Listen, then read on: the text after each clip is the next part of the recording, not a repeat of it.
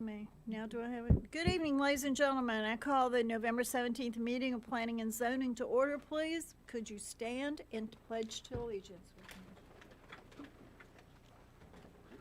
I pledge allegiance to the flag of the United States of America and to the republic for which it stands, one nation, under God, indivisible, with liberty and justice for all.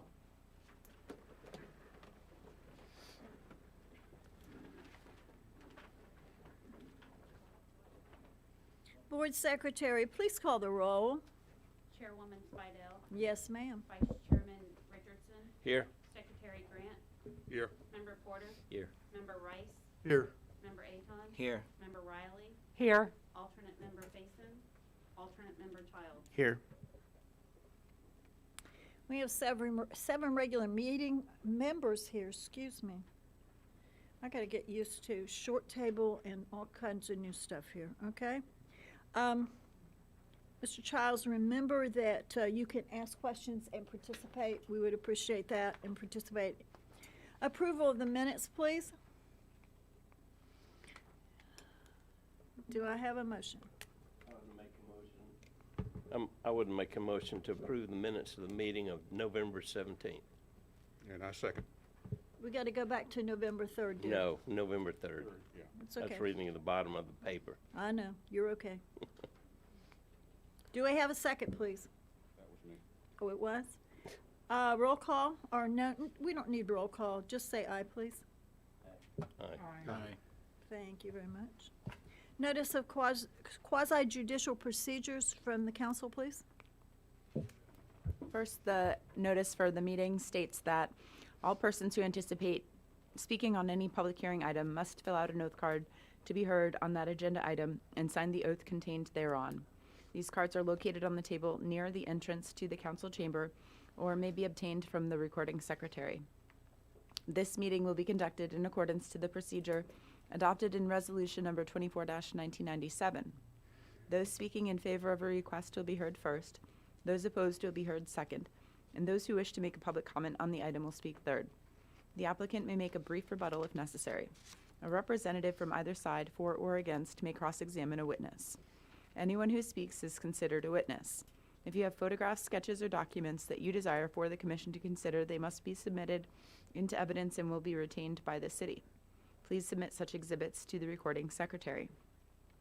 For quasi-judicial items, which includes the CUP and the right-of-way,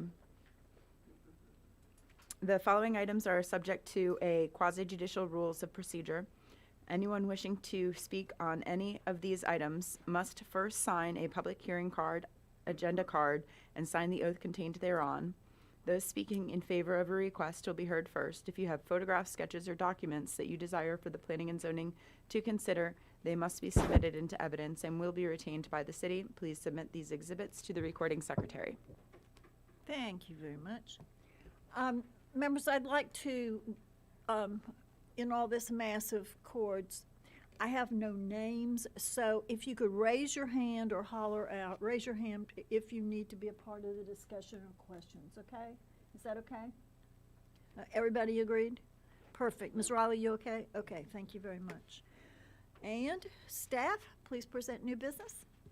Thank you, Chairwoman. Good evening, Commissioners. I'd like to make a request before jumping into new business item 9A and request that the Commission hear item 11A, the Titusville Sustainability Action Plan. We have a short presentation prepared, and staff member Rachel Muller, our new sustainability planner, is here to present to you. Thank you. Can we have a motion on that, please? To move 11A? So moved. Second. Yay or nay? Yay? Yay. Yes. Nay? Thank you very much. Welcome. Thank you, and thank you guys for letting me present the Sustainability Action Plan to you all this evening.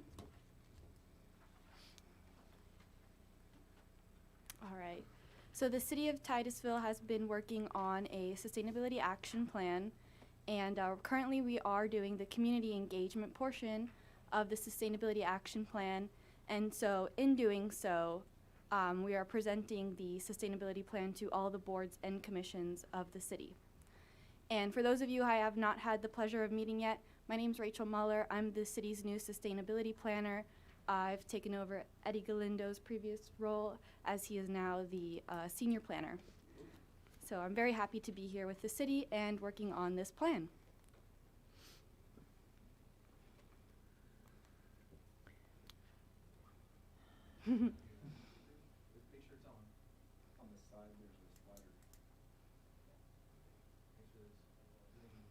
There we go. Okay, sorry about that short delay.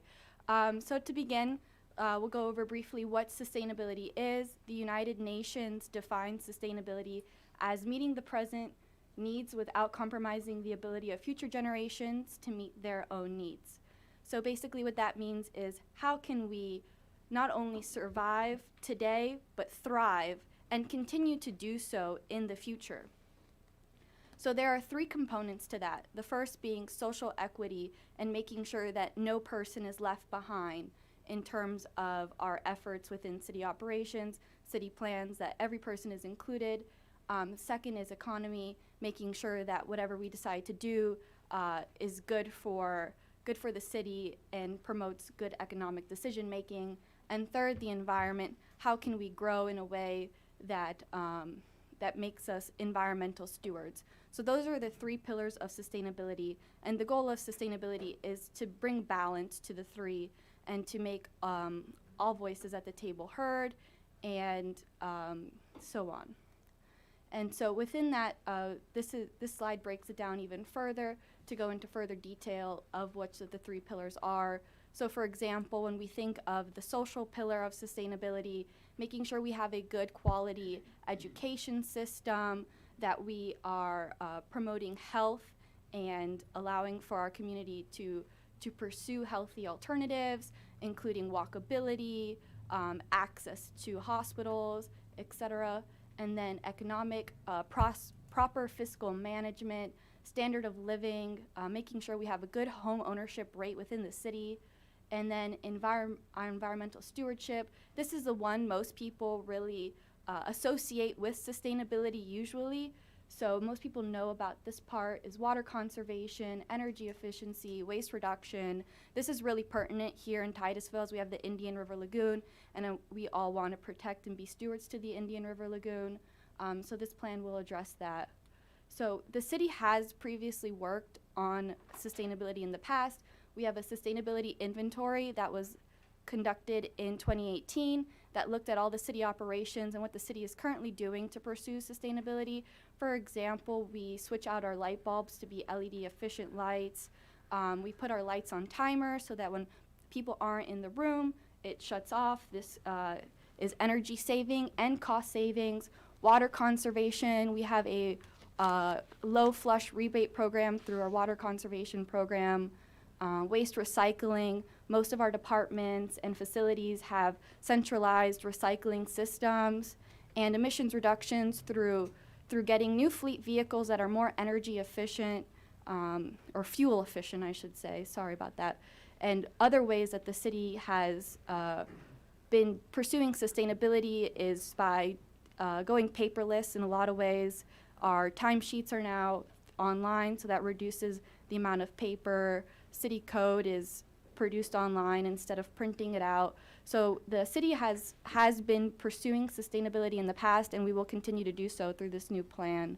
So phase one of the Sustainability Action Plan is our focus area studies. Sustainability is a very broad term. It really encompasses every single aspect of our lives. There's not a single aspect of our lives that sustainability couldn't touch. So we really have to narrow it down, focus, and hone in what are the areas we would like to see the city pursue in regards to sustainability. So to throw out some ideas, we already mentioned energy. How could we reduce the energy the city is using? City operations, how can we make city operations more sustainable? Water conservation. These are all considered focus areas where we can focus our energy to pursue sustainability. So that's where we're currently at right now, is finding our focus areas. So hopefully we'll identify between 4 to 7 focus areas to pursue in the sustainability plan, and that will take us into phase 2, which is the composition and adoption of the Sustainability Action Plan with short-term and long-term implementable goals. So right now we're doing the public engagement for the Sustainability Action Plan because part of sustainability really is that social component. It's usually very overlooked, but we're trying our best to not overlook it. And social component really means broad, comprehensive, holistic community engagement. So far we've done the Chamber of Commerce luncheon. That was the past week at the Indian River Preserve Golf Club. There was really good attendance and participation at the Chamber luncheon. After that, we held a stakeholder meeting with about 20 stakeholders, which represented all 3 pillars of sustainability. We had representatives from the Sierra Club to represent the environment. We had someone from the Gibson Center to represent social equity. And we had quite a bit of economic development representation through the North Brevard Economic Development Zone, the Chamber of Commerce, and we had other stakeholders there as well. We had really great conversations.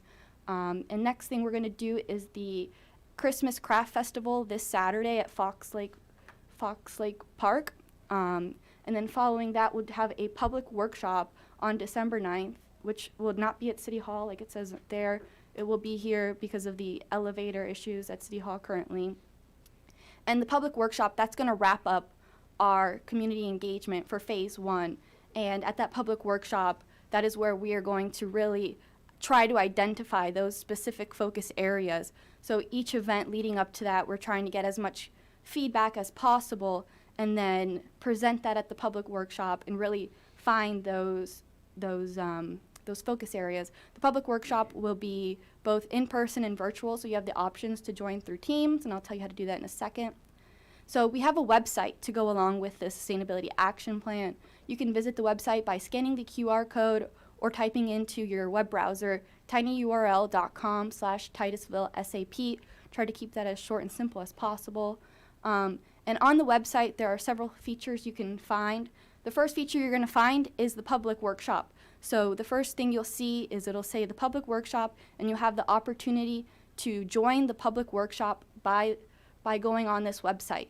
And if you scroll down a little bit, you'll find our online survey. I encourage everyone in this room, including the audience, to take our online survey. That is how we know what the community would like to see in the Sustainability Action Plan. The more responses we get to the survey, the better the plan's going to be. So I encourage you all to not only take the survey, but to tell your friends, your family, your neighbors to take the survey as well.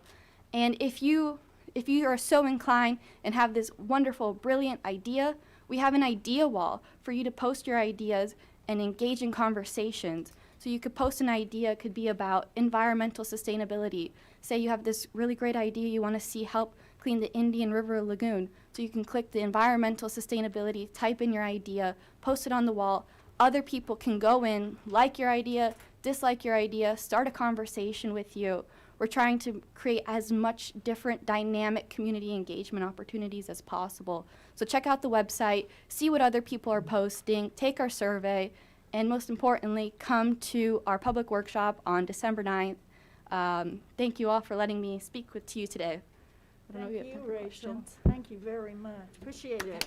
And welcome to staff. Nice presentation. Thank you very, very much. And I'll plug that workshop again, December 9th, which is what day of the week, Rachel? That is going to be a Thursday. Thursday at 6 o'clock right here, okay? If you've got an opinion, I think that it might be nice that we had some positive ideas. Thank you very, very much. Staff, continue. Or is there any discussion or questions from commissioners, please? Yes, no, maybe? Yes? Okay. Thank you I got very a much. question. Lady, Jane? I got a- What? I'm sorry, Ms. Riley, Oh. yes. Rachel, will you be doing other presentations if groups want you to come to their organizations? Yes. Okay, thank you. And how would we contact you? Okay. And I'll just add real quick that Rachel did a great job with the presentation, but we're very early in this process. So if there are things that you've seen other communities do that you think would be a great idea for Titusville to explore, put it on that community idea wall. Definitely take the survey as well. We're looking for as much feedback as possible. Rachel, is it Muller? Correct. Thank you so much. Additional questions? Comments? Very good. Staff? So we'll go back to item 9A, and I'll introduce the item.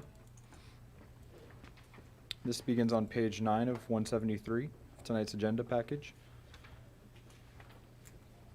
The applicant is requesting a conditional use permit, CUP, for storage or use of a regulated substance in the area of critical concern in order to establish a retail fuel sales use with convenience store at 1245 Grumman Place. The subject property is located at the northwest corner of the intersection of Columbia Boulevard, State Road 405, and Grissom Parkway, and is within the city's area of critical concern. A wellfield protection operating permit application has also been submitted to the Water Resources Department and is under review. In addition to the operating permit, the applicant is required to apply for and receive a CUP for storage or use of a regulated substance in the area of critical concern in order to place fuel tanks underground. The Titusville Environmental Commission recommended approval of Conditional Use Permit 8/2021 with the following recommendation: that the applicant provide a report to City Council with the following information: the lifespan of all fuel equipment, a record of how many alarms go off at the locations for system issues, how many tank failures have happened, how many tanker spills, response time to system failures, and cleanup processes. The Commission voted 5-2, and the 2 members voting in opposition stated no reconciliation to a system failure in the area of critical concern, and that they believe that there should be a backup tank to capture 110% volume if there was a system failure. Also, because toxins do not go away, and the tanks should be above ground. I know Member Rice is your joint liaison between the TEC and the P&Z, so I would also invite him to provide any commentary on what was discussed or. Well, I think you summarized it pretty well. So, I mean, it was just, a lot of the discussion was that it is the fact that it was the area of critical concern, and for those people who are listening, that's where the city of Titusville gets its water supply, is from the superficial aquifer. And the area of critical concern is an area dedicated in the city, in 2 areas of the city, that the only way these aquifers get recharged is through rainfall. And so it's called the superficial aquifer. So any contamination that were to go into these aquifers could have an ill effect that affects 45,000 people. So we had a lot of discussion on the safety of their system and some of the issues with their system, and other areas that there are other gas stations that have been permitted in the area of critical concern. Some of them probably were there prior to the area of critical concern being developed. I believe that area of critical concern was created in 1986, I believe, is the time frame that I recall. So that's where all of our discussion was from a TEC standpoint. It was just really, how do we safeguard the area of critical concern? Thank you, Mr. Rice. Staff, staff, or clerk, are there any cards on this item, please? Yes. Michael Geisha. Mr. Geisha? Michael?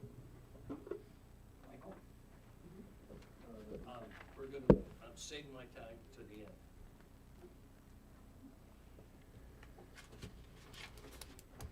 Chairwoman, I also neglected to follow through the short presentation we have. It's just 2 slides, but so that way we have an aerial image of the subject property. The zoning on the property is community commercial. It's located at the northwest corner of Columbia and Grissom Parkway. It's currently vacant, and the proposed use is a convenience store with fuel pumps. As you can see in the future land use map, the future land use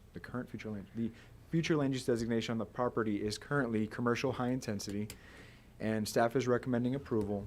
The TEC recommended approval with the conditions that were mentioned previously, and that's the end of the presentation. Thank you, Thank sir. you. Madam Chairman, I have a question. I think I need cards first, and then, Okay, and then we'll whatever. do questions, I'll if be that's here. okay. The applicant is completing a card right now, but I believe he he is? should be going first, yes. He should be going first. Yes. Yes, that's, He's just working on that card right now. He's right next to me. okay. Right quickly. I'm kidding you. Your name, sir? Matt Williams, Mr. Williams? 7331 Can off. you turn that mic on? Thank you. Yep, Matt Williams, 7331 Office Park Place, Melbourne, Florida, 32940. I'm the applicant on behalf of our development company, Matthew Development. We're a local development company out of Brevard County. We are here with a team of folks with, and it's no secret now, it is a Wawa. So we have representatives from the Wawa Corporation, as well as myself, developer, and our civil engineer, as well as our fuel engineer. Mr. Rice was part of the TEC board last week, and I think they had some great questions and points, and I'd be happy to walk through some of the conditions and responses that I believe made it in the packet. Is that correct? Or is that going to be just in the city council packet? Eddie? The information that you provided is only going to be in the city council Okay. packet, so if you have hard copies, you can hand that out to the members. Sure. Okay.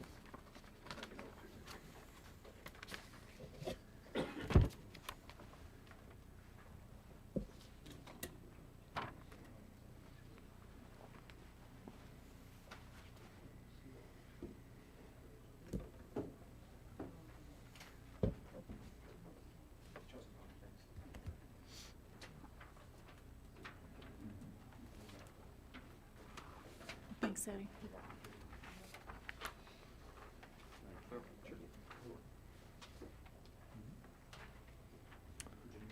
No, I'm good.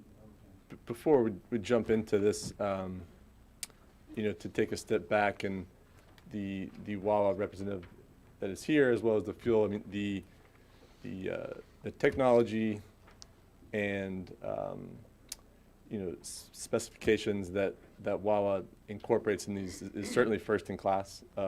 They pride themselves in being above and beyond the standards, and it's a mutual benefit for them as protection for potential environmental concerns, as well as their reputation. And I'm not the technical guru to go into every detail of why, but we have some folks here tonight, and we're happy to walk you through another presentation that I have hard copies in here as well, through the fueling storage tank detail.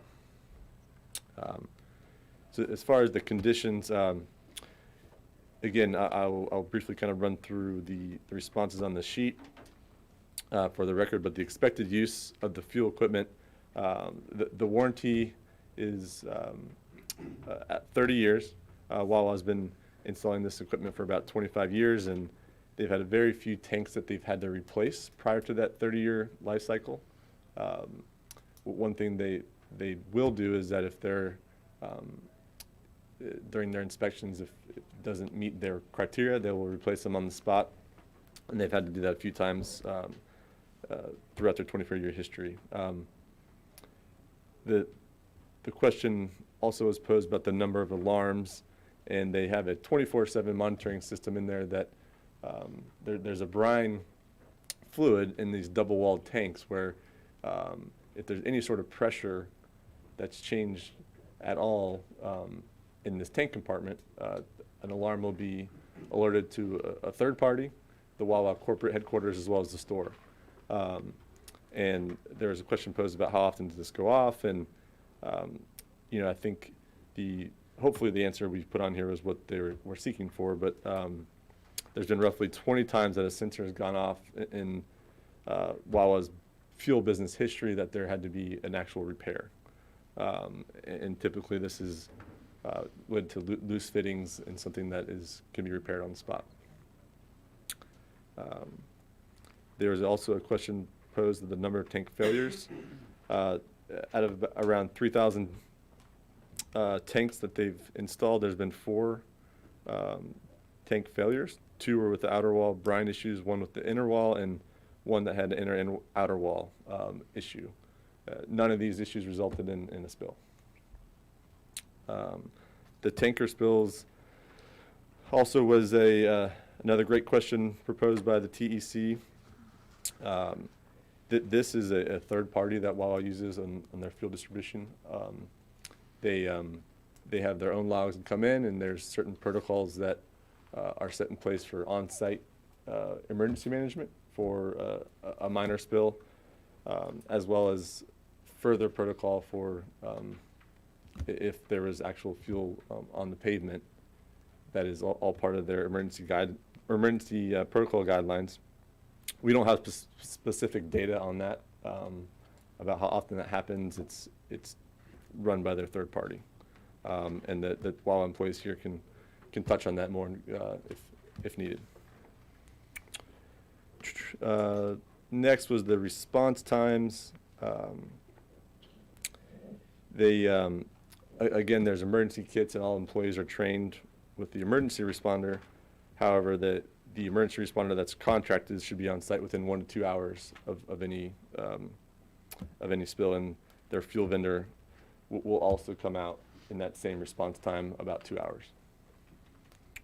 And then as far as any details of major spills, they have not had any sort of spills that have surpassed regulatory guidelines of reporting or cleanup or remediation in their history of a fuel company, which has been 25 years. With that, I'll introduce a Wawa rep to maybe introduce the team. Robert.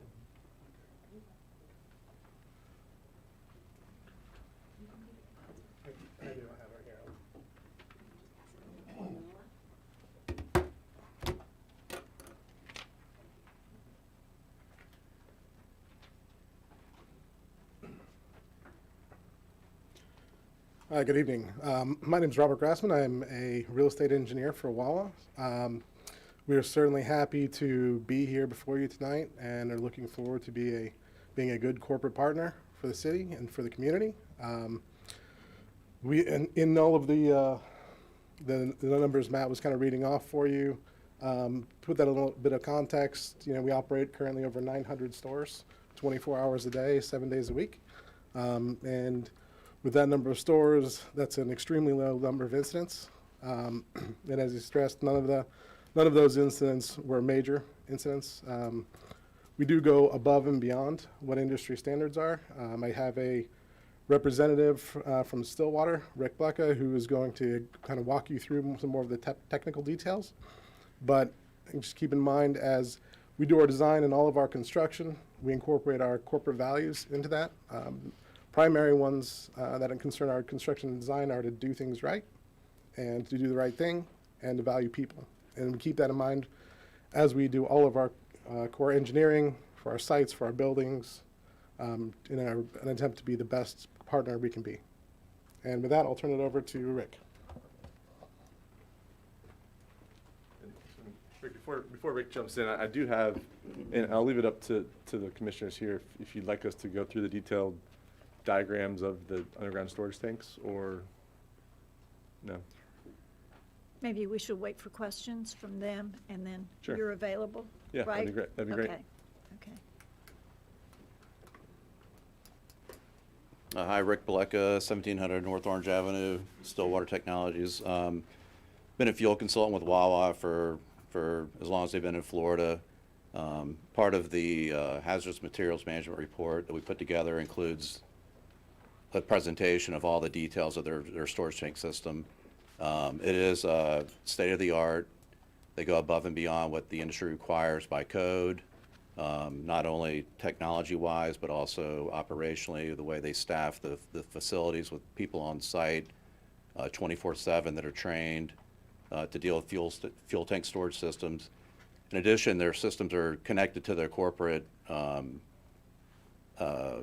systems 24/7. So when Matt was saying things like alarms and failures, they're not really alarms. They're not failures. They're basically, the entire system is double walled. So if there's anything that occurs, if there's any liquid in any sump or any piping before it becomes in contact with the environment, it just basically notices the system to, hey, there's something that needs to be addressed and repaired or inspected.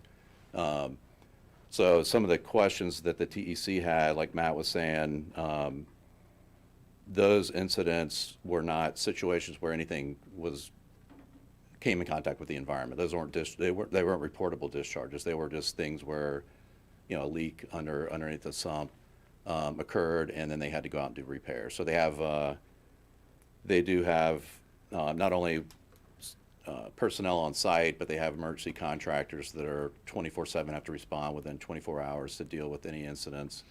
And like I said, they're basically like you said, first in their class as far as dealing with convenience stores and preventing anything from happening that would create a leak or discharge. Other than that, the presentation has all the details of the system, but without going into more detail, it sounds like, I mean, we can get into a lot of technicalities about the way it works, and we can answer questions, but the tanks are double walled. The way they're built, there's the brine around the primary tank, and if the primary tank or the outer tank have any leak or breach, the system notices Wawa, and then all the piping up to the dispensers is actually triple wall. It's double wall inside of a chase, and then everything in the system is monitored continuously. So just really here to answer any questions you have on the technicalities of the system and any concerns. Thank you. And Matt, we appreciate the hard copy, please, with some details. Do you have additional corporate people here? Here for questions or introductions if you'd like to hear from them, but I can turn it over to you for any questions that you might like. Okay. What's the wish of membership, please? Questions? Are there more cards? Are How there many more cards? 5. 5 more. Next, please. Who do we have? Michael Geisha, did you want to speak? No, I'll pass. Okay. David Mandernack. David Mandernack, 2645 Slash Pine Court, over Hickory Hill. I was at the TEC this last week or so, and mentioned to him that I represent both Titusville's Space Center. I refer to Astrotech specifically, our satellite processing area there, as well as a citizen of Titusville, been here 36 years or so. Regarding space and Astrotech specifically, I mentioned at the TEC that I wanted the gentleman to know about the traffic situation in that quadrant. It's been under construction, seems like forever, but they finally seem to have gotten it done. But we, on a fairly frequent basis, and it seems to be increasing with the space launches, we stop traffic for a period of time as our payloads come into the processing facilities and then as they exit later. And so it's more of an issue for them that, you know, their clientele would have to wait. But that's true of the other 2 stations that are in the same area there along Sisson. So there's that traffic element, and it's more what we do to them. As a citizen, I was very concerned about having to boil water as a result of last year's river issues, and then most recently we were told suddenly by the city, you know, there was something wrong with something somewhere and we had to boil water. And so I set about trying to take control over that somewhat, my own destiny, and so we installed a reverse osmosis system in our house so that, as I understand it, we don't have to boil water. We just use that water or bottled water. But, you know, it bothered me quite a bit. My point at the TEC about water quality was the introduction of additional risk to our wells. And I did know at the time that this whole area, including the 2 stations that are already there, and you can correct me if I'm wrong, Woody, are in this area where, which makes it the critical zone, I guess. Very critical concern. That if there was some sort of a leak or a cumulative number of leaks, we would forever affect our drinking water from this well area here. There's 2 sources. There was much talk about, even tonight, about the underground tanks and the safeguards and the designs and all that sort of thing. But my concern expressed at the TEC was more about 2 things. One is immediate and large, which is the 18-wheelers that show up to fill the underground tanks. So they're very safe. The 18-wheelers are mobile. and subject to how well the individual loads the tank. And if there's any spillage, it can get into the groundwater. Secondly, smaller but cumulative is everybody who gasses their car can, or gas tanks for your lawnmowers can introduce spillage. And so the general concern expressed at the TEC and just now is again the concern about our water system, which has already been compromised a number of times. And we add, there's nothing wrong with Wawa. In fact, I've talked to people about, you know, that there might be a gas station here, and they said, well, another place to get food, you know, so it's viewed as a positive by many, but if you study about the issue with regard to our water, that bothers me. Thanks so much, Just wanted to David. express that. Thank Thanks you. so much. Next, please. Michael Matthews. Mr. Matthews? Hi, Michael Matthews, resident at 5910 Hummingbird Court, right behind the future Wawa potentially. I'm just going to echo what David just said, which is, you know, the water concerns, and then, you know, just talking with neighbors and friends around the neighborhood is just the concern of, you know, we've already got 2 gas stations. I'm sure everybody would enjoy a Wawa in the city. It's just, you know, that's right in front of our neighborhood. So, you know, not only is it a concern of, you know, gas leaks or spills or whatever, but you're introducing extra traffic right there in front of the neighborhood. And while, you know, there are 2 gas stations, you know, for, you know, a little bit down the road, it's not right in front of the neighborhood. And so just, I'll be quick and just say, you know, I just wanted to express the concern of being right in front of the neighborhood, and also, you know, that prevents, you know, causes delays getting out of the neighborhood, coming into the neighborhood, and then, you know, even nighttime, you know, if it brings, you know, unwanted traffic, you know, potentially wandering into the neighborhood, who knows, that kind of thing. So that's all. Thank you. Thanks so much. Next, Courtney Charvet. Ms. Charday. Mr. Charday? Hello, I'm Courtney Charvet, 5588 River Oaks Drive. I'm the president of the Meadow Oaks Homeowners Association right behind the proposed gas station. But I'm speaking for myself, not the homeowners. I haven't had any feedback from the homeowners on this issue. I also want to kind of follow up on the traffic issue. You know, one of the things, our neighborhoods behind there have a very beautiful entrance. It's the reason that we bought the homes that we have. And this Wawa would be right next to our beautiful entrance that's taken care of by our HOAs. We are also have an elementary school in the middle of our neighborhoods that, you know, just that's another traffic thing. You know, kids going to school in the morning, kids leaving school in the afternoons, and now there's going to be a Wawa put on their parents' traffic to there, which is not so much something that you pass by. Wawa, I mean, most people are going to be very glad that this is not a Cumberland Farms, if we're honest, right? I mean,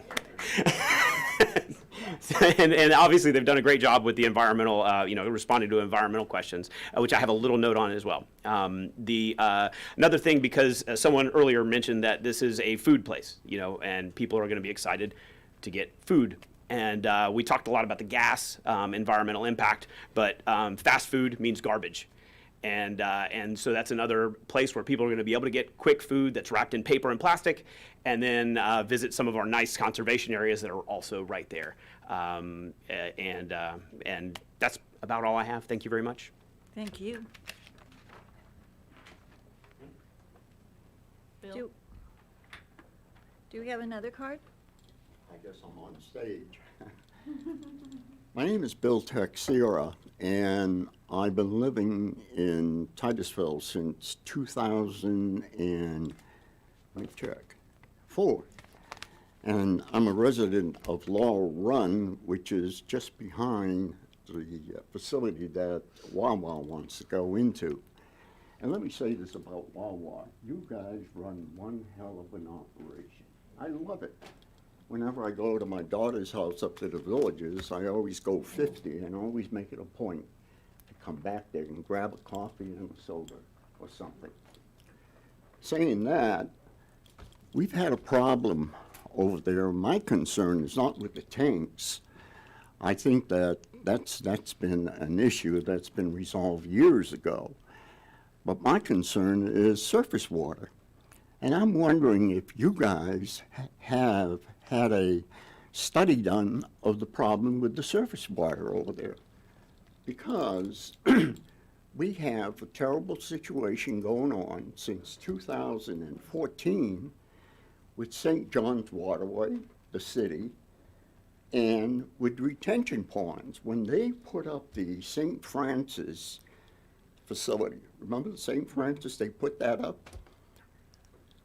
I was the president of the HOA there previously, never again. Believe me. Just a little bit on HOAs. We're not individuals. We're not experts. So I spoke to the city engineer at the time because I noticed the water was rising. And he assured me that everything was flowing right under Grissom out to the river. Well, St. Francis came in and they put their facility up. And at the time, I went over and I congratulated them. I said, what a hell of a job you guys did. Thank you for putting a buffer zone up. Well, what happens when you plant trees into the ground? It stops what? Erosion. And it also stops water flow. And that's exactly what happened. So the water is just not flowing like it should be. My concern is if Wawa comes in, what are you going to do to alleviate that problem for us?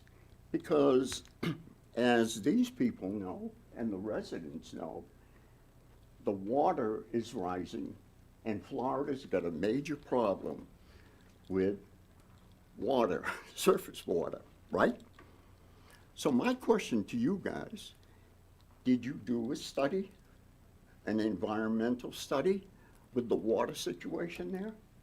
Have you guys done a study with the surface water that we have the problem there?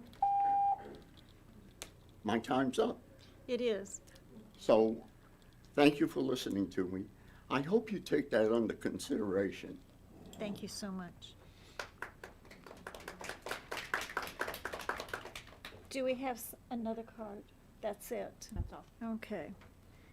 I think we need comments and questions from the commissioners first, and would the Wawa people please stay abreast and answer some of these, if they're technical questions, please. Okay? First out, please, hands. Me. Yes, sir. Proceed. Let's see what's going Questions? on in the audience first. Okay. I have a question for staff. It was noted that a well field protection operating permit application was submitted and it's under review. Has it been reviewed, approved? It has. What was outstanding was the hazardous use materials report, which was provided in the packet. When I spoke with Water Resources, they had no additional concerns. Another thing, should that have been known before it came before us? I mean, should the permit had been granted, this well field protection permit had been granted before it came before us? So it operates at the same time. So with granting of the CUP, the Operation Wellfield permit will be granted at the same time. Okay. Tell me again, or tell me, is there a difference between recommendations and conditions? Because TEC had recommendations instead of conditions. Is that just, am I making too much of that, or? So But it doesn't seem like conditions that they were submitting. So I think what you're asking is the difference between staff's recommendation versus TEC's recommendation with conditions? Well, no, staff recommended that we approve it. Sure, yeah. Oh, Go So ahead. the way that that was phrased, I believe, is because TEC understood that the order of the item would go from TEC and then not be heard by TEC again, and then it would go to P&Z and council. And so the motion idea was to have these answers to questions before city council decided upon the item. And so they recommended that city council ask those questions. But they're not conditions. They were information, and Eddie, or Woody can I also. made the motion, so You did. I'll clarify what was. Basically, I really felt at the time that we had a lot of the technical information in front of us, but a lot of the safety features and failures of the experience of wall were things that I was unsettled with in my mind on whether, what is their track record? What have we learned from them? What have they learned? And I didn't feel that this body or primarily it was city council, because I specifically said city council, needed that type of information to make a well-rounded decision on this CUP. And TEC was not going to have the luxury to have that unless we tabled it, and I did not desire to table it. Thank you, Madam Chairman. I have a question for the location. Is it the location manager or the location engineer or something? How do you determine where? I mean, if you determine North Brevard County, which one is the location Yeah, I fellow? think you're asking how we choose sites, right? Yes. Do you want to take that, Mary?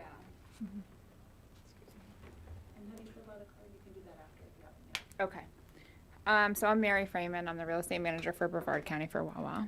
Thank So how did we choose this specific location? Specific, yes. So we've been looking in Titusville for over 6 years. So we've looked at many different sites. Cumberland Farms actually, I'm going to say stole one of the sites that we were looking at. And this particular location works well for us. Obviously, the traffic flow, we look at demographics, traffic, we look at development, future development that's coming, development that's there. It's very strong daytime population in this particular area. Lockheed is across the street, expanding and, more so. There's not a lot of food options here in this particular area, so we thought that there would be a wonderful opportunity for us to give back to the community in that regard.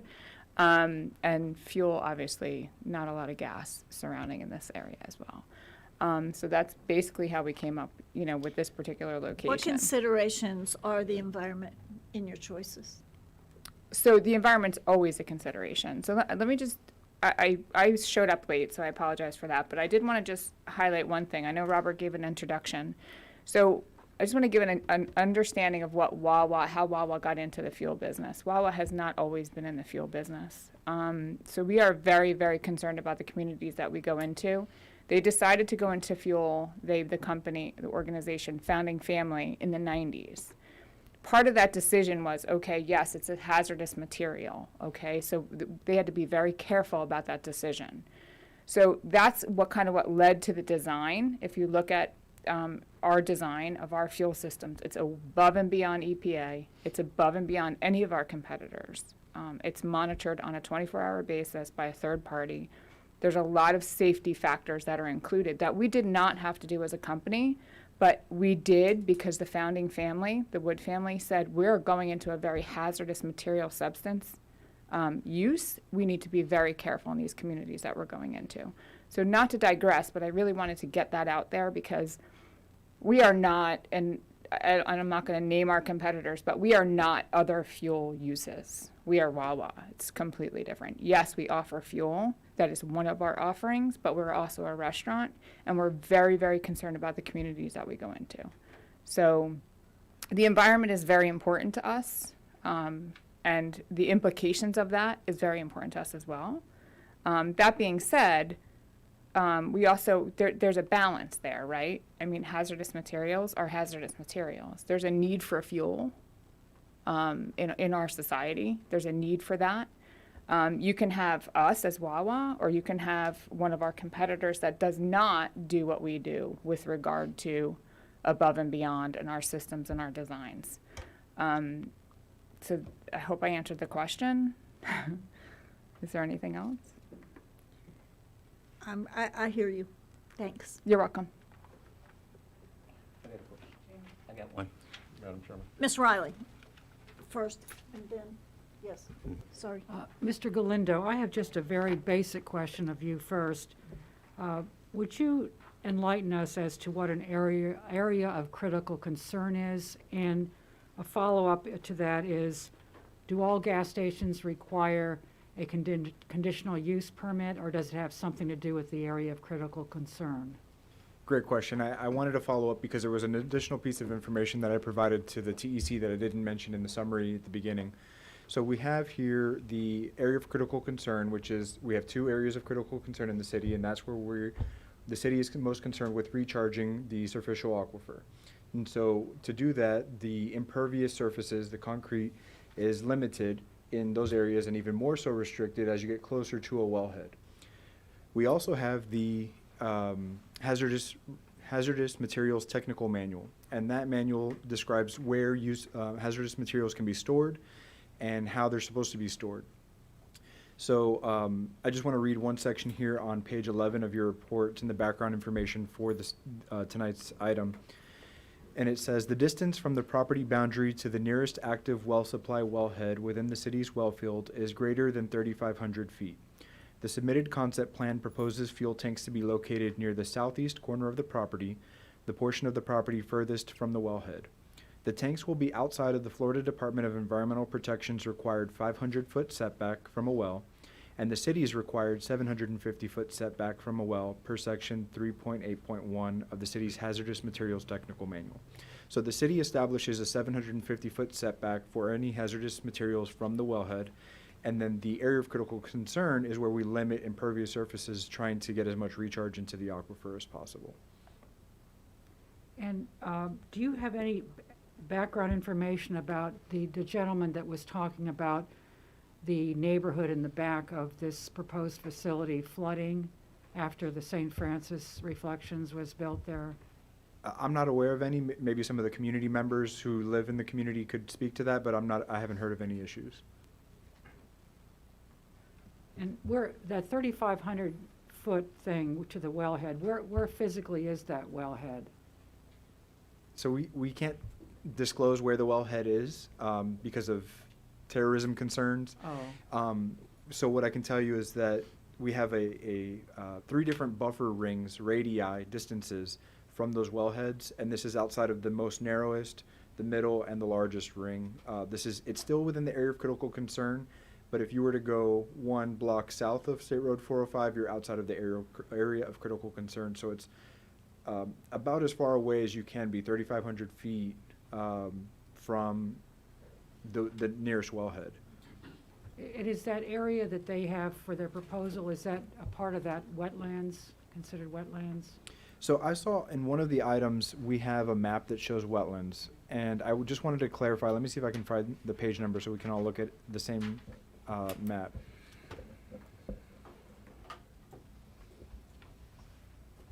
Because in each of our applications, we do try to provide as much information to the commission, and so we have a series of GIS layers. So most of that information is not from the city's data sources. So for the wetlands map that I'm referring to is on page 28. Yes, 28 of 173, and it shows wetlands on the site. I would let the applicants explain if they know. From aerials, it looks like the area is dry, but the point being that this map showing the wetlands comes from what's called the National Wetlands Inventory. And so that's a national scale of where wetlands are. It's not a ground truth. These have not been field verified. This is an approximation of where wetlands may exist. And as the applicant, we've done our environmental studies, and there are no wetlands on the property. Thank you, Lynn.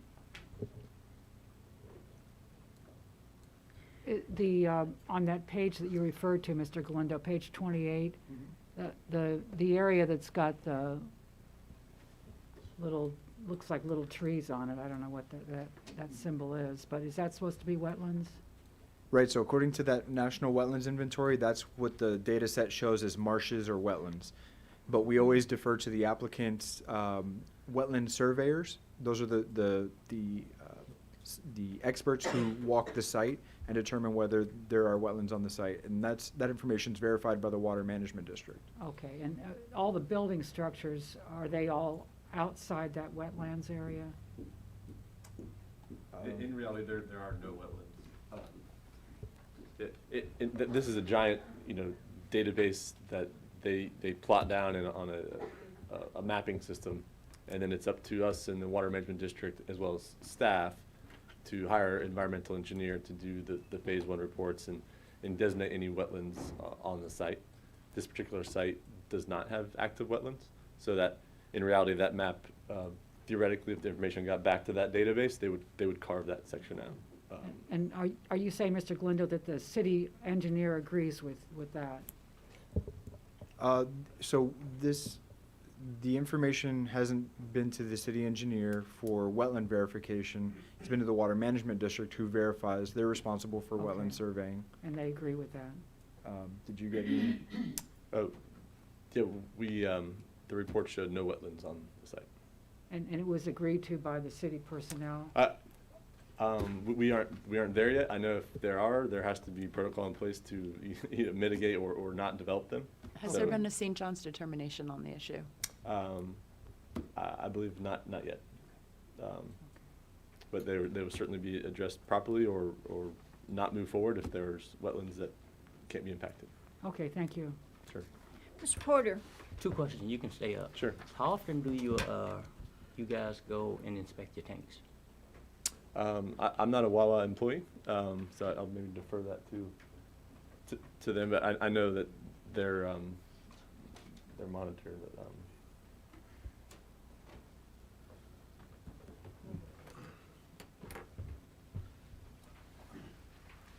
I'm trying to get a little bit better idea of what you mean. I mean, we don't. Well, I was just regularly- looking at the 30-year warranty Yeah. that you guys have on your tanks. And in here it said you only replace the tanks if an inspection says it's necessary. So I wanted to know how often do you inspect your tanks? Yeah. I honestly would have to go back to our internal environmental people who manage the tanks and find that out for you. We do regular inspections of all of the visible components where we have the connections into the tanks and into the piping network. And again, it's all monitored continuously. But very rarely are the tanks themselves emptied out. It sends somebody down inside and do an inspection. If there was damage, it would show up immediately in the continuous monitoring. Okay. Question for staff. So one of the residents mentioned a boil water mandate. Was any of those mandates due to fuel leakage? No, sir. So with the concern was with our Water Resources Department, who does the department does a sample of the raw well water that comes from our well fields, and there was a fecal coliform bacteria that was found. I don't know the specifics on where that, it may have been a sampling error, but what was found is that after the 24 hours, the boil water notice was, the boil water was rescinded. And it was never shown that it had exposed any of the customers in the utility. So it was not related to a fuel leak or hazardous waste. I'm going to ask a follow-up on monitoring. Can you explain a little bit more specifically, but not enough for my non-engineering mind? What is monitoring? Is it computer monitoring? Is it a sensor at all times? Yeah, You're the monitoring guy? Yeah. Okay.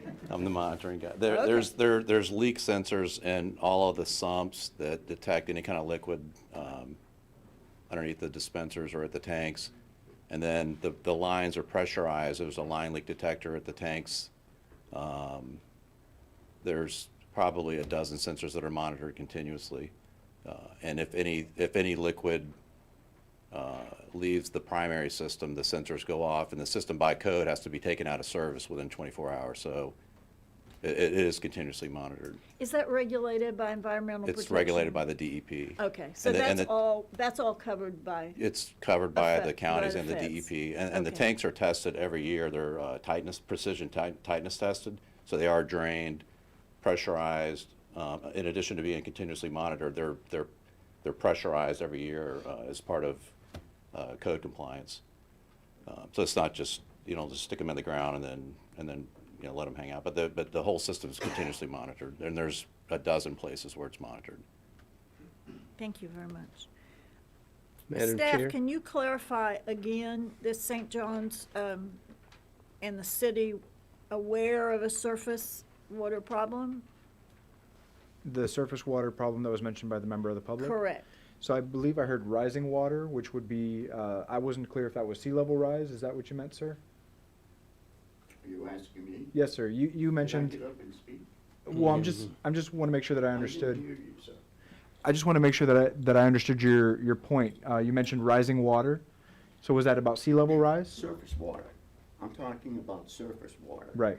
And St. John's Waterway is well aware, and the city is aware of the problem.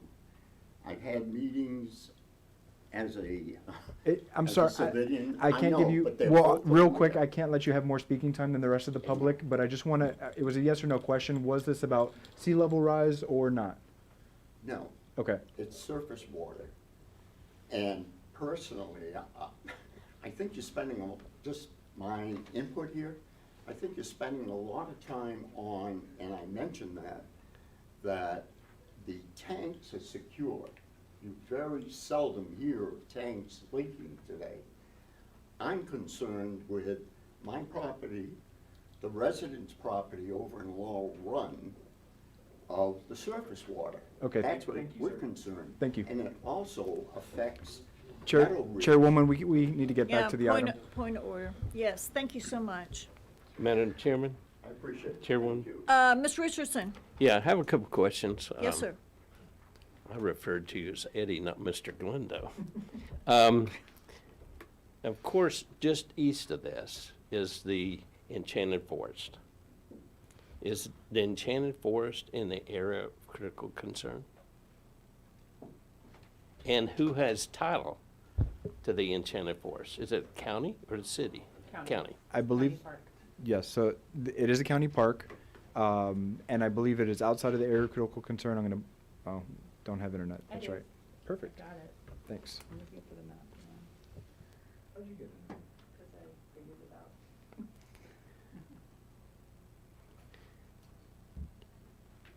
The area of critical concern was the south well fields, right?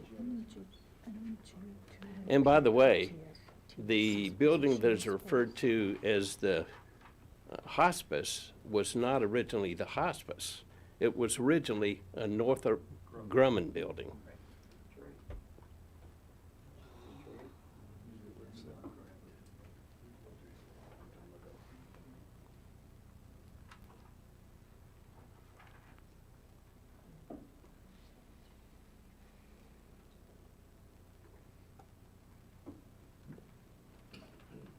I guess that stirred up some controversy.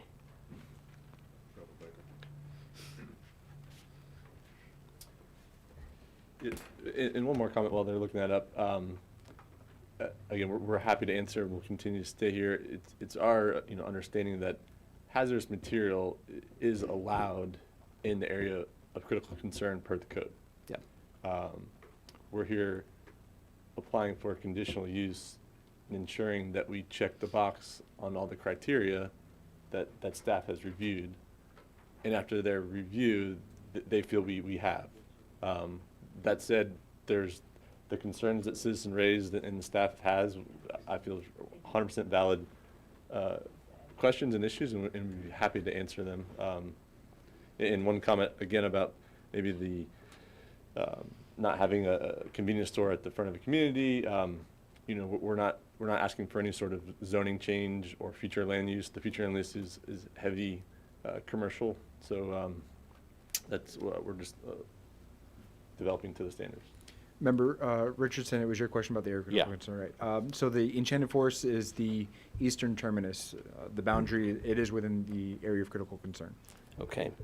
And just a general comment I'd make is when Grissom Parkway and 405 were originally platted out years ago, about the 80s, because I used to go that route to the Cape every day.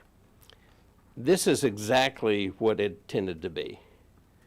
And there was going to be hotels restaurants, gas stations along that route.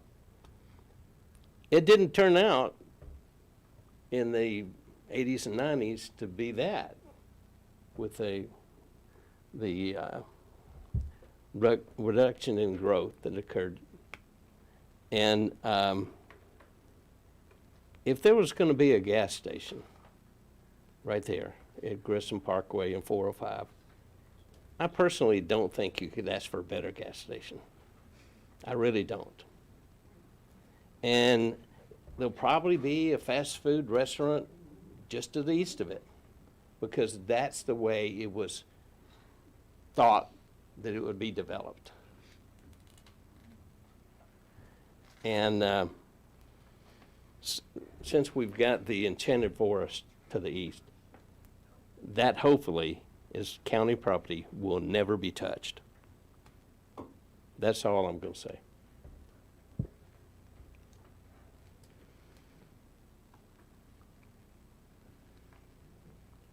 Mr. Rice, did you want to add something? No? Yes? I have just a few comments real quick on this piece of paper. I just want to make sure I understand it well enough. Under number of tank failures and experience, you say you have one that had an inner and an outer wall issue. Why did that not leak if it was the inner and outer wall?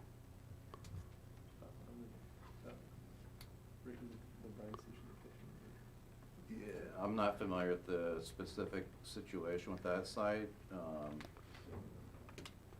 'Cause it says no spills ever occurred. Right, But if you yeah, had nothing leaked out into the environment. Without knowing specifically what occurred at that site, I Okay. can't answer that question. You might want to find out before you go to city council.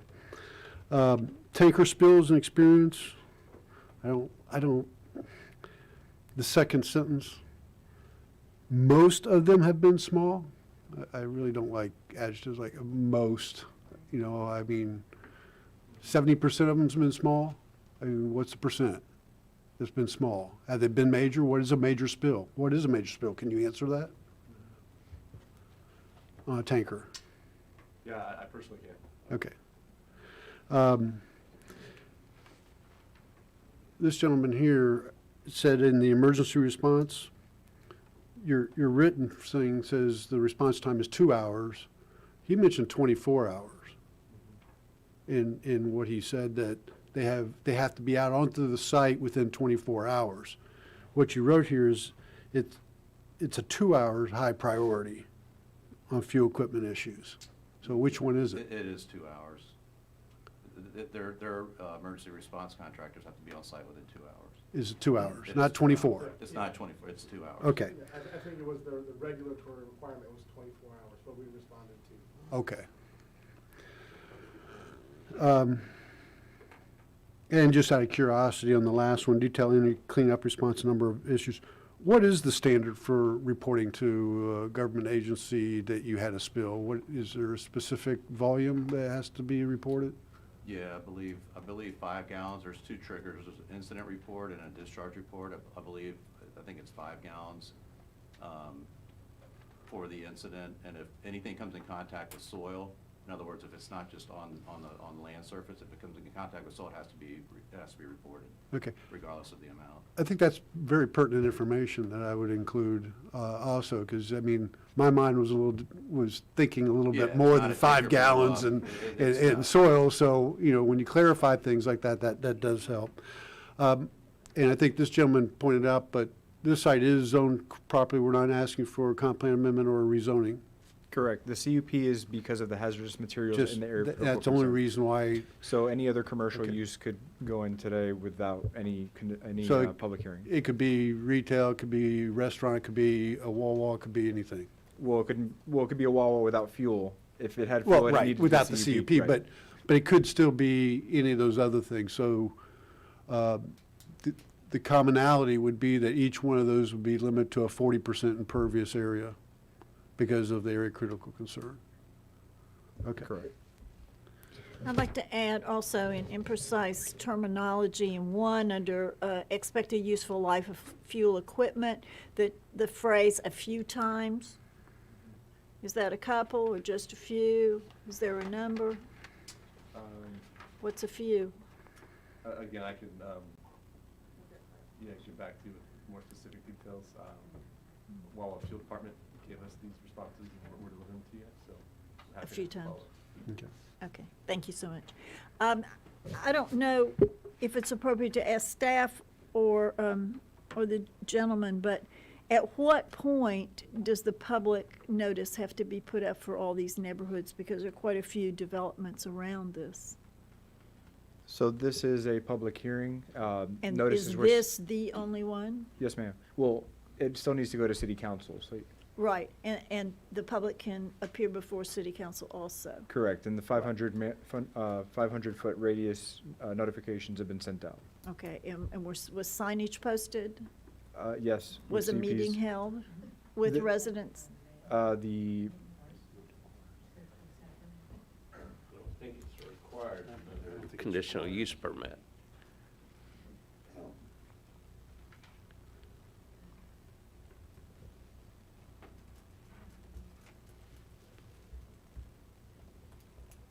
Just for clarification, the specific reason that this is being brought before the boards for a conditional use permit is specifically because of the ACC location.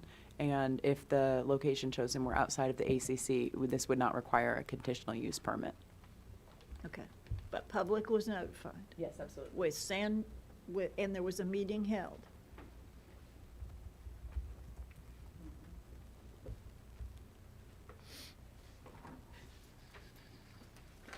Signage was required, but I don't think a meeting was it, Chelsea? No, I just wanted to confirm by looking at the code on the community engagement requirement, and that is for any land use change, rezoning, master plan, or development agreement, which is not this. So Okay. a community engagement requirement does not exist for this CUP. Okay, so only signage? And that okay. was done. Okay, okay. And noticing of these hearings. These Okay. hearings are part of the And process. and the public hearing listed in the newspaper? Yes, And in City Hall? yes. Perfect. Okay, thank you so much. Okay. The rest of the commission, questions? No questions? One more. Ms. Riley? Is there anything that the city can impose as a condition on this development that would solve the problem with the surface water? so that's what the point of the conditional use permit is. This is your opportunity to add additional conditions that you think are necessary. Staff did not include additional standards. These tanks are double walled with sensors that are continuously monitored. But if the commission would feel more comfortable approving this with some additional safety safeguards, you can certainly do so. What would be an example of some kind of I'm not talking about the tanks now, I'm talking about the surface water. Mhm. And the fact that, according to this gentleman over on my right, that because of one development that occurred in front of their development, their housing development, water was blocked from draining away from their property. So there's potential for flooding. What are the tools that the city has to place a condition on a development like this that would solve that problem? In my opinion, I don't know that there's a nexus to stormwater and the fuel storage tank issues. I think they're two separate things, and so the conditions related to fuel storage would not be appropriate to recommend conditions related to stormwater or other development standards that don't apply specifically to the hazardous material aspect of this item. So we're only here to really address the fuel storage? The hazardous material that's being included in the development in the ACC. Okay, thank you. Mr. Rice? I agree. I think there has to be the nexus, has to be there, but also as they go through the site plan, there's stormwater requirements that they have to meet pre-post conditions, both rate and volume, okay? But that review takes place at a staff level, okay? But every site goes through that, okay? I'm assuming the Grumman place, I think when that other building the gentleman was talking about probably went through that. I don't recall what year that is, but our stormwater ordinance wasn't created until 1989. So if that development happened prior to that, then it would not have addressed stormwater, where everything after that would have to address stormwater.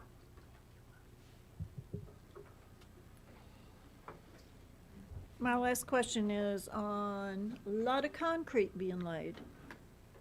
Is there a stipulation there? What should I know about that? So again, the area of critical concern limits how much impervious you can have on your site, so that'll be reviewed during the site plan. In other areas outside of the area of critical concern, that limitation there is no limitation on impervious surface. You still have to meet your stormwater requirements, so it makes it hard to completely pave over a site. It's not Right. feasible, realistic. Right. So, to answer your question, the area of critical concern itself is the limiting, it creates that protection for recharge of the aquifer. 40% maximum impervious. Okay, thank you. I'd just like to review what TEC had said. Can staff review that, please? Sure.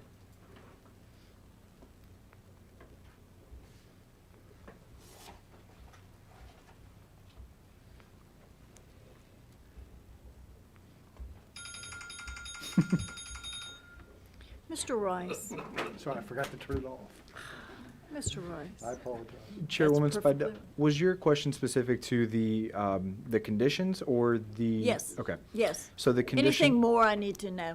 Okay. Yes. The conditions were related to providing additional information in these areas: the lifespan of all fuel equipment, a record of how many alarms go off at the Wawa locations for system issues, how many tank failures have happened, how many tanker spills, response times for system failures, and cleanup processes. And So the, since Mr. Rice is chairman of TEC, was TEC pleased with the response of the corporation?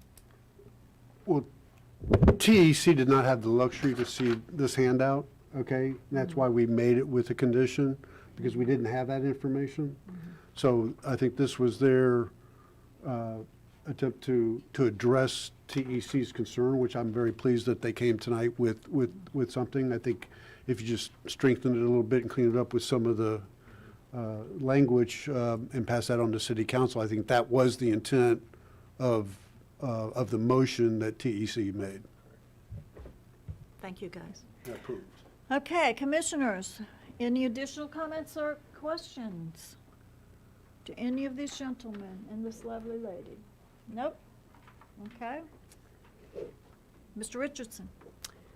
I make a motion that we recommend approval of CUP number 8-2021 as stated in the staff report. Do I have a second? Second. Thank you, sir. Roll call vote, please. Just for discussion. Oh, excuse me, discussion still? Thanks. I just want to make sure that the TEC recommendations will still go forward to City Council. Is that the intent of the motion? It's stated in the record, TEC's concerns, but I think they've been addressed, so I'll just stand by my motion, which was to recommend approval for the staff's recommendation. Member Rice, procedurally, yes, the TEC's recommendations will continue forward to council as the motion was made at TEC with those concerns, and then the P&Z's recommendation will also be added to the staff report.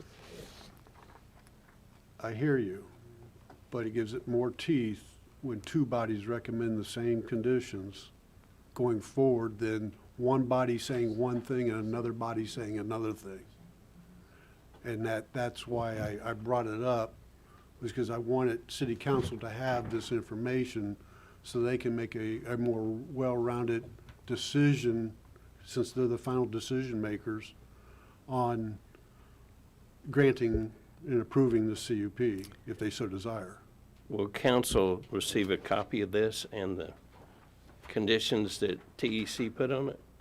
The applicant has already provided additional information that's been added to the council agenda. And then I believe they will plan to update the numbers and provide some more specifics that we can also, will be given out as a handout to city council. So yes, the information will be given to them. Matt, can we be assured of that, sir? Yes, sir. Thank you. Okay. Ended discussion? Any additional comments? Call for a vote, please. Member Riley, Yes. Vice Chairman Richardson, Yes. Member Porter, Yes. Member Aton, Yes. Secretary Grant, Yes. Member Rice, Yes. Chairwoman Spidel. Yes. I want to thank the, all representatives of the Wawa Corporation for presenting lots of detail and being available for questions. Thank you very, very much for your time and for your attention to detail. Thank you.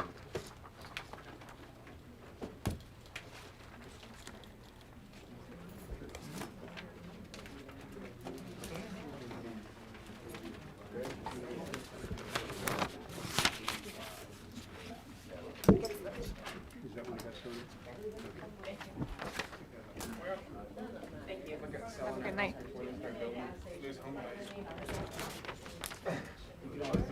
That's why we said, we'll look at selling our house so we can not lose home. He may make it more valuable. Right in front of the neighborhood. They're going up for subs. We should have that neighborhood.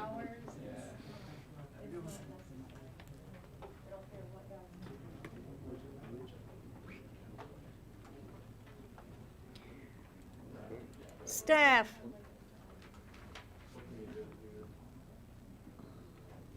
Yes, ma'am. Item 9B. This begins on page 117 of 173.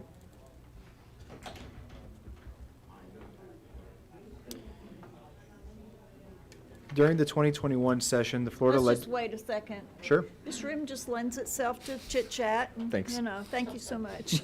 Okay. Wow. Teacher, and she's showing it. I know, 117. I know. I'm gonna have to go out there in the hall. Don't make me. Okay. Sorry about that, staff. Go. During the 2021 session, the Florida Legislature created Section 163-3205, which requires that solar facilities be a permitted use in all agricultural zoning districts and must comply with the setbacks and landscape buffer criteria for other similar uses in the agricultural district. Agricultural uses are permitted in the general use GU zoning district with setbacks of 50 feet for side, front, and back lot lines.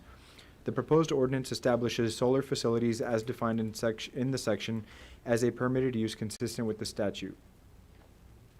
And just some additional information. So to make the current zoning code consistent with the statute, the solar facility is established as a use that's permitted in GU.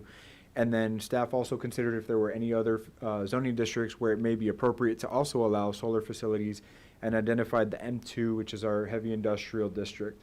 And so at a minimum, to be consistent with that statute, the GU district needs to be amended to allow this use. And if you so choose, you can recommend that the M2 also be added to this ordinance. Thank you. Clerk, are there any cards on this item? No. None? Okay. Any commissioners have a question on this item? Clarification, Mr. Anton? What's the definition of a solar facility?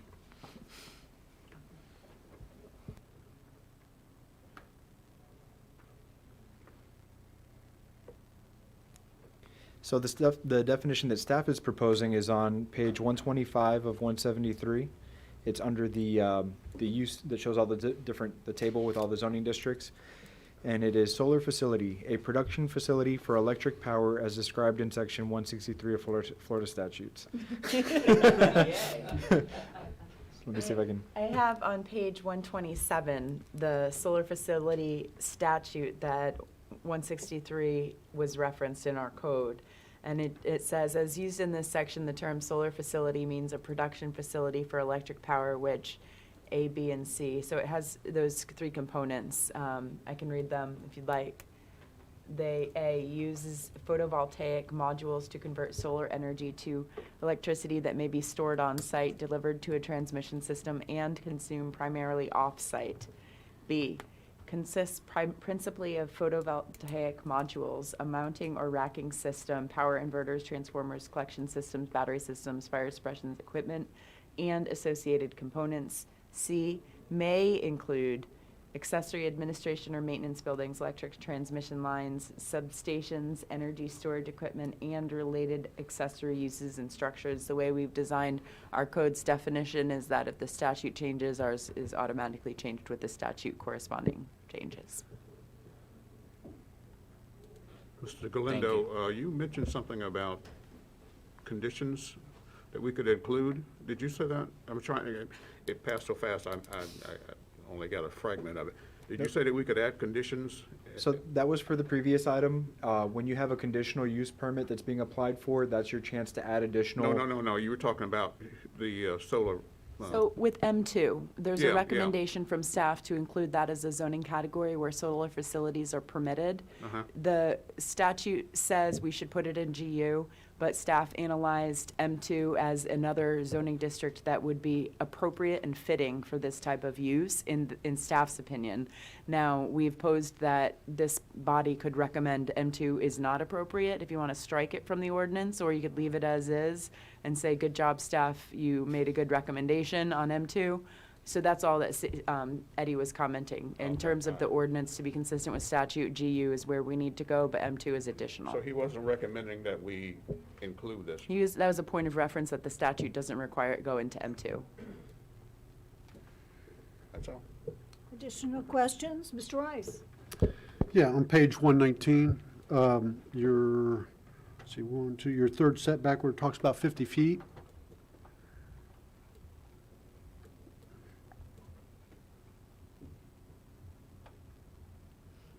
Why does a solar, basically, facility need a 50-foot setback if it's clean, it's quiet, and it's only in GU?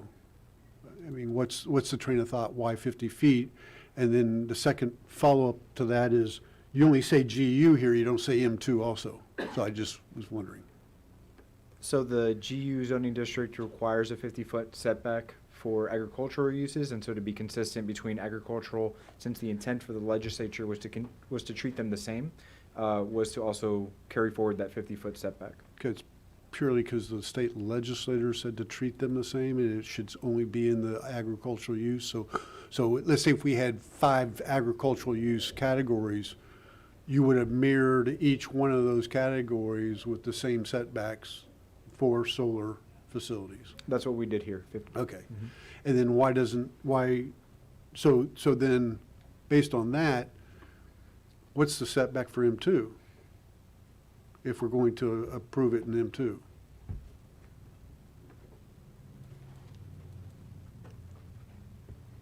And shouldn't it reference that, since we referenced it for GU and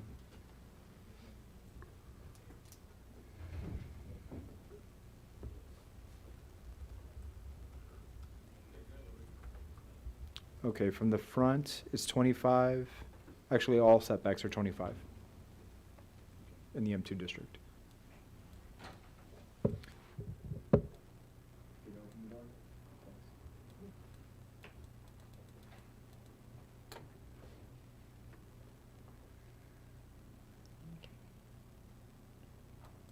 Did that So- answer your question, Mr. Royce? Yeah, it did. I just think we need to Okay. be consistent. For what it's worth, there's no reference or code change as to the setbacks in this ordinance. There's a whereas clause that talks about the existing setbacks for structures in GU. And if you wanted to recommend that we add a whereas clause that talked about the setbacks in M2, we could do that to be consistent, but I don't believe it's necessary. I agree. I don't think the GU is necessary either. I mean, we could strike it the same way Because as we could add It that. doesn't need to be because it's already set in stone in the zoning ordinance. But if you include it in one, you need to include it for the other one too, just to be consistent, I think.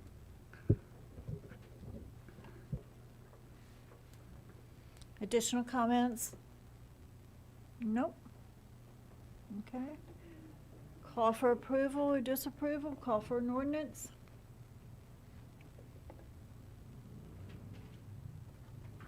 Take it, Mr. Rice. Mr. Rice, Mr. Rice. Are you going to include? No, I'm just going to move for approval of the ordinance as written, and staff can determine whether they want to be consistent or not going forward. I would recommend that, though, but, okay. You know, it doesn't, it really has no material effect, though. I get it. Okay. but- Do I so have a move for- second? Second.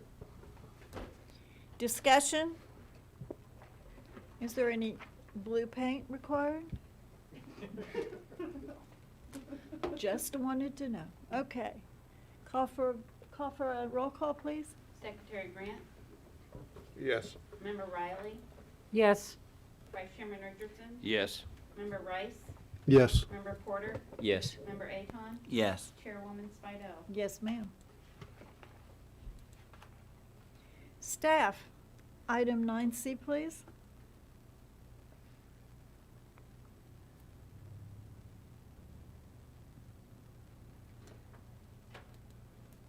Item 9C begins on page 128 of 173.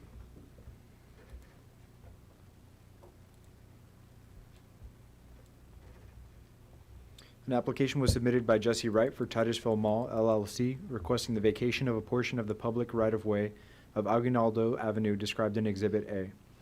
If you're visual like me, you'll want to turn to page 151. The maps beginning there through 154 help provide some context on where the right-of-way that's being requested to be vacated is located in relation to the Titusville Mall property. Madam Chair. Yes, sir. Mr. Rice. Yeah, I just want to bring up to this body that Mr. Wright did call me about a week and a half ago to do engineering work on this project. I declined. Okay, so I don't have a conflict of interest, but I just thought it was important to share with you that I did have that contact.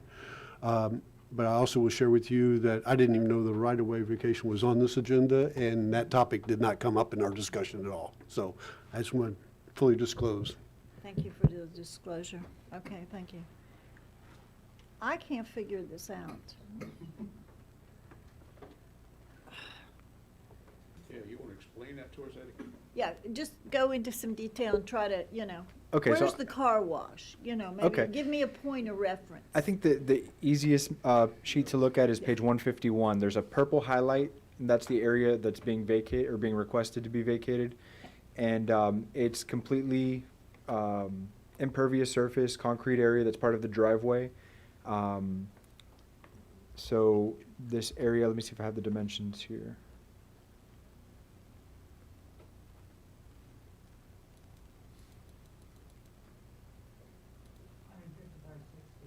Thank you. That's 150 by 60. As the applicant states, it protrudes onto the property as far as being consistent with the boundary along the right-of-way south of Titusville Mall. Can you tell me what's there now? So it's just a driveway, concrete area. Where does it go? It continues on to the rest of the drive aisle into Titusville. What page are you looking at, Chairman or Chairwoman? 151. 151, On okay. the purple square. You see the purple square? I got it. Let's get you a better one then. How about, on the next page, it's kind of enlarged, might be easier to tell. And down is south on page 152. So that's the back of the mall. That's where loading docks are? Right. Okay, so that's side street. So that's the little tiny side street in between Ace Hardware entrance, the ice machine. Arby's. Right. Okay. Now I got Now we're getting it. You gotta tell me where, okay. I don't think so. Yeah. You don't think that's where it is? No. Okay. Jane, I just had a quickie question on this. Please, Ms. Riley. What's the historical thing? Aguinaldo Avenue doesn't show up on my old city map. What do you mean? Does that used to be a road there? You said it's Aguinaldo Avenue, the site of the vacation.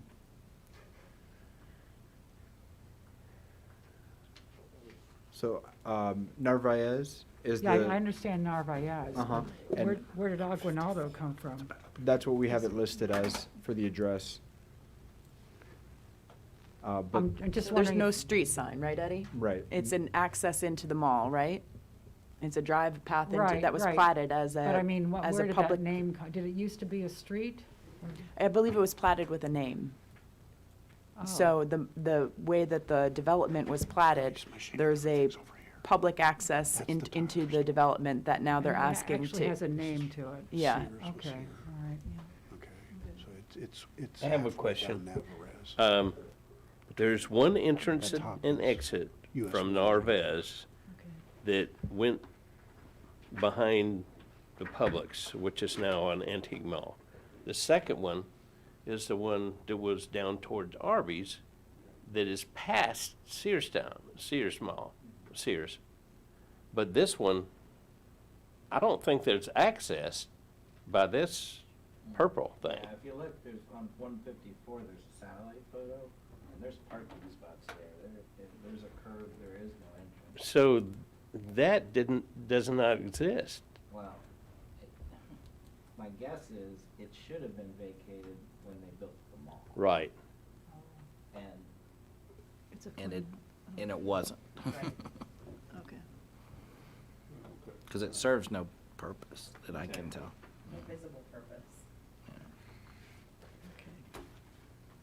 Because if you look at the plat, it actually looks like where house number 7 is, actually had a street there too, at some point, way back. Staff, are you finished with your presentation? Yes, ma'am. Okay. Are there any cards on this item? Yes, Rodney Honeycutt. Mr. Honeycutt?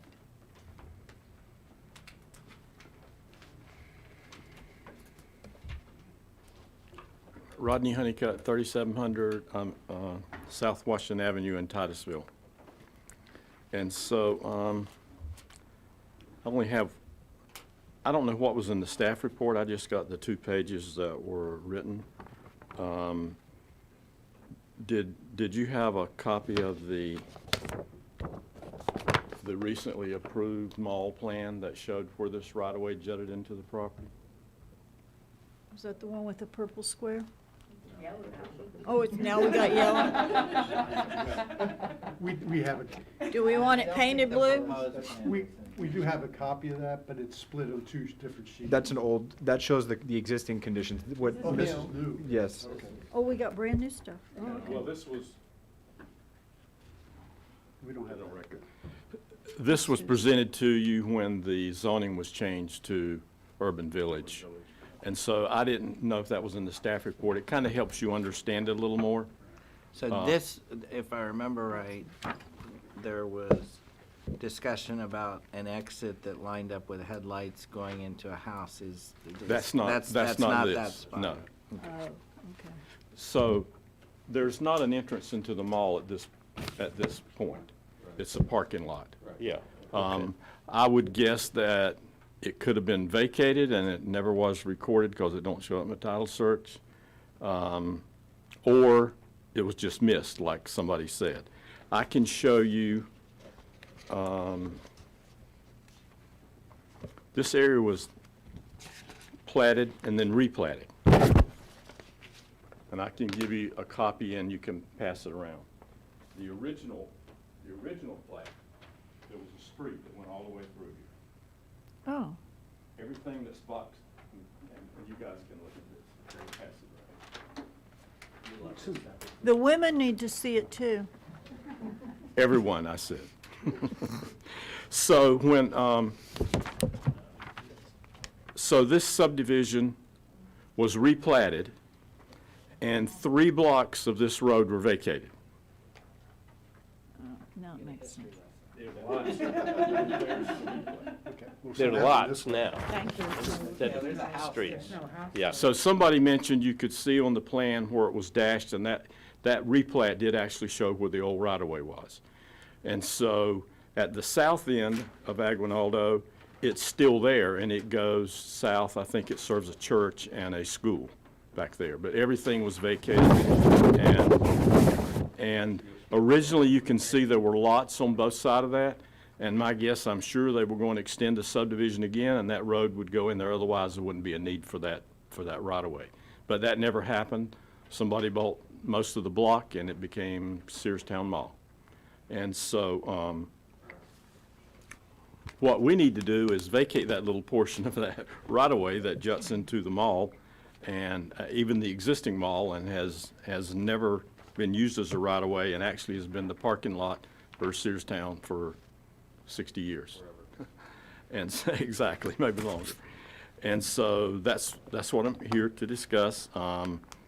We've notified all the utility companies. There are some utilities in there, and the condition of approval is that the owner would provide an easement, and I would say a blanket easement to anybody, any of those utility companies, and we agree to that. And so I'm just requesting that you approve this so we can move forward with the mall plan. Any questions? Any questions? Mr. Richardson? No? He canceled? Never mind?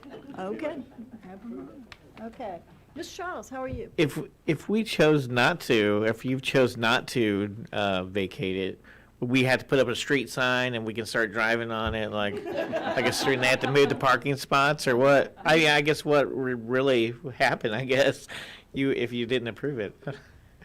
Anyway, sorry. One of the things that we look at when we go through a right-of-way vacation is the utilities and access. And so the city's main concern there is making sure that if there's any pipes or requirements for access to our utilities, that we would preserve those in the right-of-way vacation. And I believe that has all been addressed in the staff report, as well as the other utilities that are outside of the city requiring certain easements. And so those processes will be required to finalize the right-of-way vacation.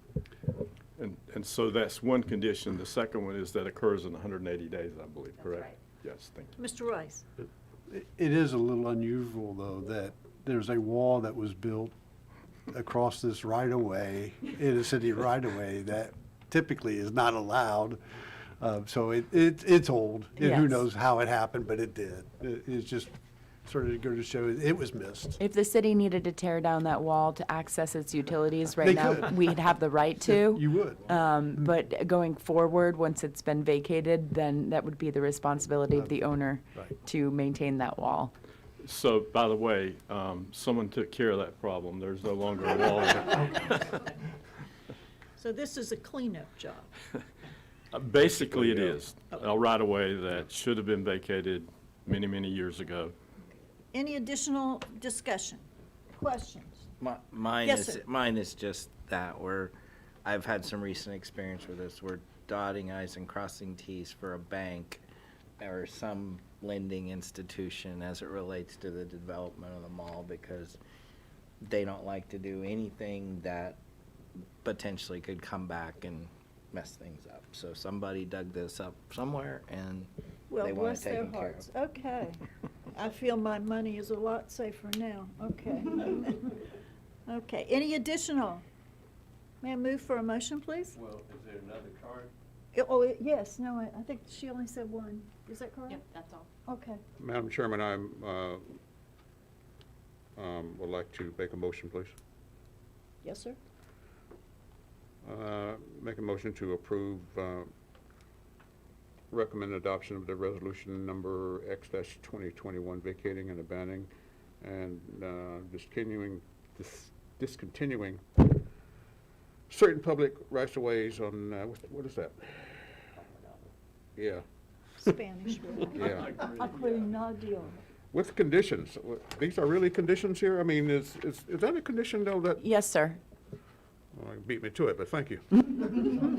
It's really a condition that we ask that the easements are granted within 180 days from, Really? I didn't know that. to ensure that the utilities have the access that they need. Wow, I'll second the motion. there you go. Thank you, sir. Is there any additional discussion? Roll call vote, please. Member Porter? Yes. Member Akon? Yes. Member Rice? Yes. Member Riley, Yes. Vice Chairman Richardson, Yes. Secretary Grant, Yes. Chairwoman Spido. Yes. I have nothing else except the City Council summary of action from November 9th. Any comments concerning that? Thank you, Mr. Honeycutt.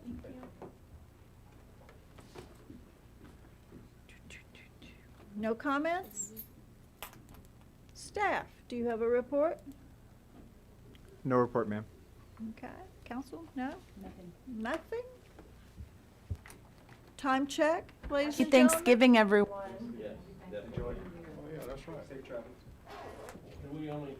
We only have one meeting in December, right? That's right. I call for an adjournment and thank everyone. And also, I'd like to say something to the clerk and Mr. TV back there. Thanks for all the special equipment and hauling stuff over and what you had to do. And you had to put up curtains and you just went to a lot of trouble, just for us. Thank you. You're special. We are. Thank you, guys. Have a safe holiday.